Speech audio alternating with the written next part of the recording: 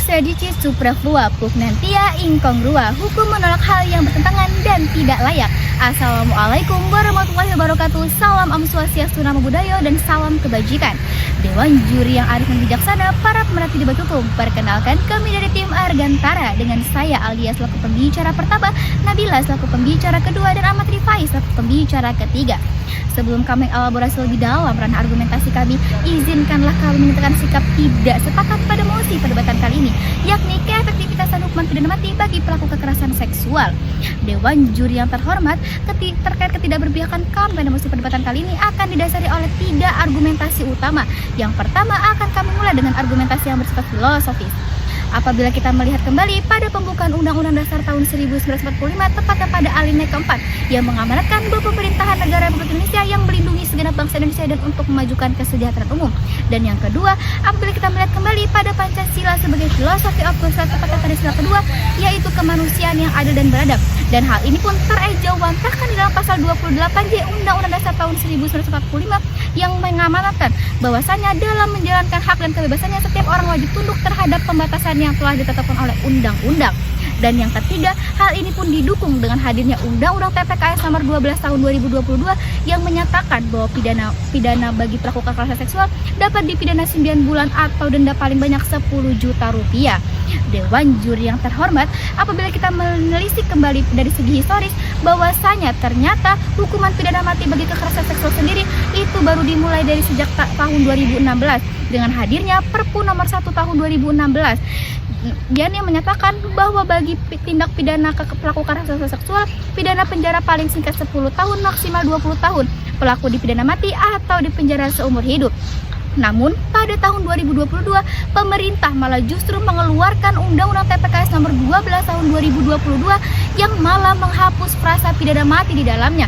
Dan hal ini pun bisa kita lihat bersama bahwasanya hukuman pidana mati bagi kekerasan seksual sendiri itu masih sangat dini untuk dipertanggungjawabkan keefektivitasannya. Dewan juri yang terhormat, Menurut Genova Alicia, peneliti bidang hukum pidana dari Institute for Criminal Justice Reform, menyatakan bahwa tidak ada data maupun studi pun yang pernah membuktikan keefektivitasan hukuman mati tersebut itu sendiri.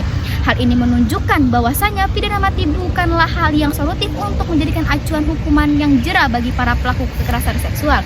Atas dasar hal tersebutlah Dewan juri yang kami hormati, kami selaku tim kontra tetap tidak mengamini mosi perdebatan kali ini, yang kemudian akan dielaborasi lebih dalam oleh pembicara kedua dan pembicara ketiga dari tim kami.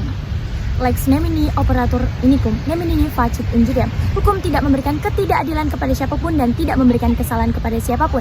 Assalamualaikum warahmatullahi wabarakatuh. Salam sejahtera bagi kita semua.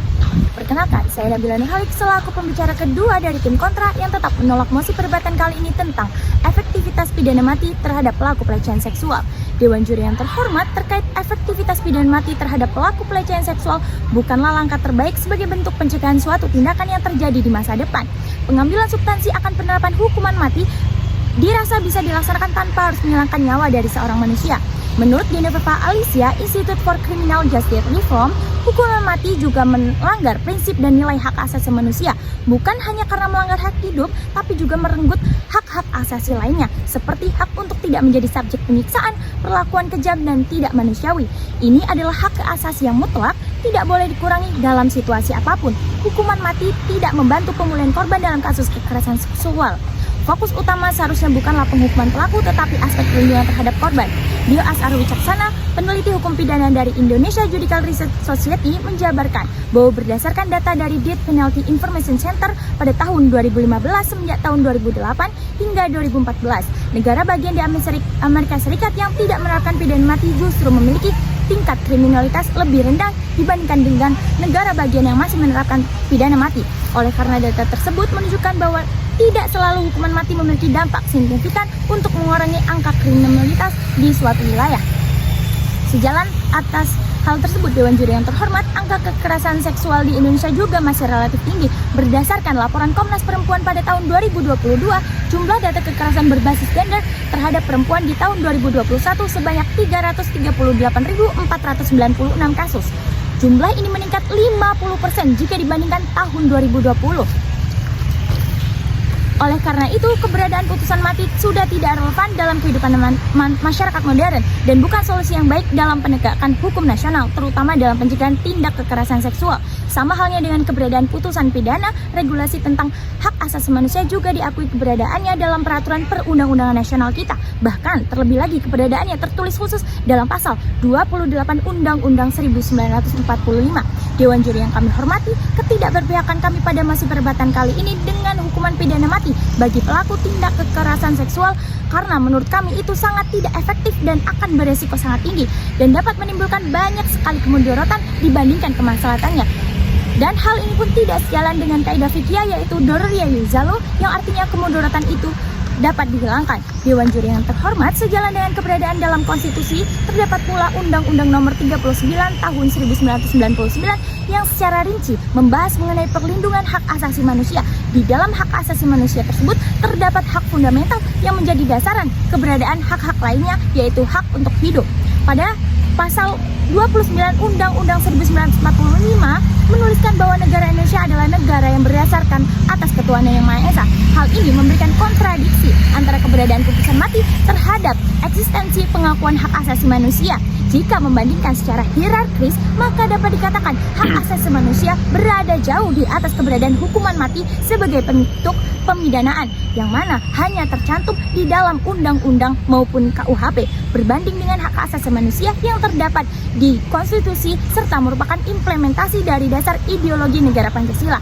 Atas dasar hal tersebutlah Dewan Juri yang terhormat, kami selaku tim kontra tetap dengan tegas, lugas, dan mantap menolak mosi perdebatan kali ini yang kemudian akan dielaborasi lebih dalam oleh pembicara ketiga dari tim kami. Sekian, terima kasih. Ignorantia juris non existet. Ketidaktahuan hukum tidak akan dimaafkan.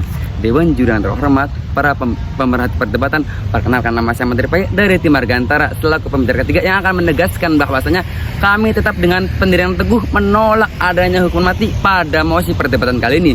Dan sudah dijelaskan oleh pembicara pertama dan kedua dengan jelas, lugas, dan tegas. Dewan Juri yang terhormat, ada beberapa alasan kami menolak hukuman mati, yaitu hukuman mati bertentangan dengan hak untuk hidup sebagaimana yang dijamin oleh pasal 28A ayat 1 Undang-Undang 1945 bahwa setiap orang berhak untuk hidup dan mempertahankan kehidupannya.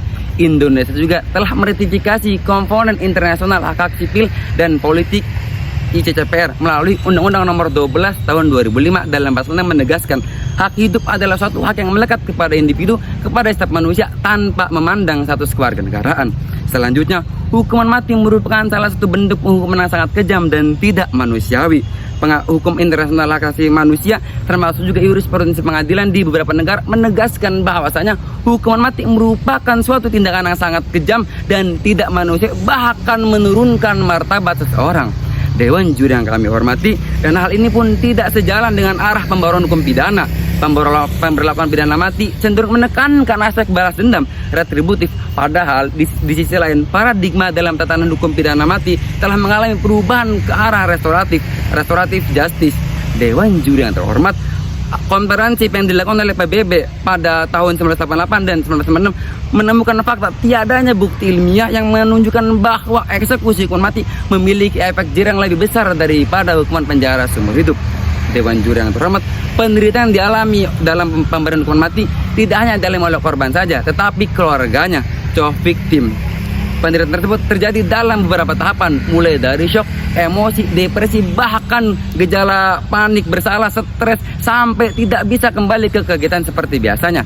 Dewan Juri yang terhormat, pada tanggal 10 Juni 2020, Wan Junaidi Tuanku Jafar, Menteri di Sekretariat Perdana Malaysia, mengatakan bahwa pemerintahan Malaysia menghapuskan hukuman mati wajib. Direktur Eksekutif Amnesty International Indonesia, Usman Hamid, menjelaskan jika hukuman mati diterapkan di beberapa negara, khususnya di Indonesia, itu bukan salah satu cara mengurangi efek jera atau menurunkan angka kejahatan, melainkan dia menjelaskan, menambahkan bahwa negara yang menerapkan hukuman mati malah justru semakin tinggi kejahatannya, dan malah yang tidak menerapkan hukuman mati malah semakin rendah tingkat kejahatannya.